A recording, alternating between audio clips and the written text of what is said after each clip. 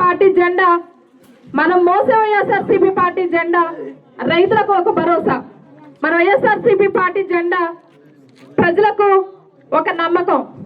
వైఎస్ఆర్సీపీ జెండా మహిళలకు ఆర్థిక భరోసా. మన వైఎస్ఆర్సీపీ జెండా రైతులకు భరోసా. మన వైఎస్ఆర్సీపీ జెండా పేదలకు సంక్షేమానికి నిలువుటద్దం. అలాంటి జెండాని మనం మోస్తున్నామంటే మనం చాలా అదృష్టవంతులనే చెప్పాలి. నిజంగా పార్టీ కార్యకర్తలు ఎంత కష్టపడి ఇప్పటి వరకు ఎన్ని కష్టాలు, ఎన్ని ఇబ్బందులు, ఎన్ని కేసులు, ఆర్థికపరమైన నష్టాలు ఎన్ని చేసినప్పటికీ పార్టీ కోసం నిలబడ్డారు. మీ నిబద్ధతకి తల వంచి నమస్కారం తెలియజేసుకుంటున్నాను. నిజంగా మీలాంటి కార్యకర్తలు వైఎస్ఆర్సీపీ పార్టీకి ఉన్నారు అని అంటే వైఎస్ఆర్సీపీ పార్టీ చేసుకున్న అదృష్టం జగన్మోహన్ రెడ్డి గారి అదృష్టం అని నేను అనుకుంటున్నాను.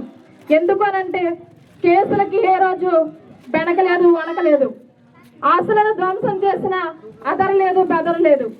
ఇలాంటి కార్యకర్తల్ని నిజంగా వైఎస్ఆర్సీపీ పార్టీలో ఉన్నారు అని అంటే నిజంగా మీ అందరినీ అప్రిషియేట్ చేయాల్సిన అవసరం ఎంతైనా ఉంది. పార్టీ కార్యకర్తలు చాలా ఇంపార్టెంట్ పార్టీకి. ఏ పార్టీ అయినా నిలబడింది అని అంటే కార్యకర్తల వల్లే. నిజంగా జగన్మోహన్ రెడ్డి గారు 2.1లో కార్యకర్తల్ని ముఖ్యంగా వారి అవసరాలు తీర్చే విధంగా ఒక రేంజ్ లో ఉండబోతుందని నేను సభాముఖంగా తెలియజేసుకుంటున్నాను. నిజంగా నమ్మిన నాయకుడు, చెప్పిందే చేసే నాయకుడు, అడుగు వేస్తే వెనకడుగు వేయని నాయకుడు జగన్మోహన్ రెడ్డి గారు. ఆయన మాట ఇచ్చాడంటే మాట తప్పేవాడు కాదు, మడమ తిప్పేవాడు కాదు. మీరు లాస్ట్ 5 years చూశారు. జగన్మోహన్ రెడ్డి గారు ఏవైతే సంక్షేమ పథకాలు చెప్పారో అవి తూచా తప్పకుండా చెప్పి చేసిన నాయకుడు ఎవరైనా ఉన్నారంటే జగన్మోహన్ రెడ్డి గారే. మోసపూరితమైన హామీలు ఇచ్చి ఈరోజు అధికారం అయితే పొందొచ్చు.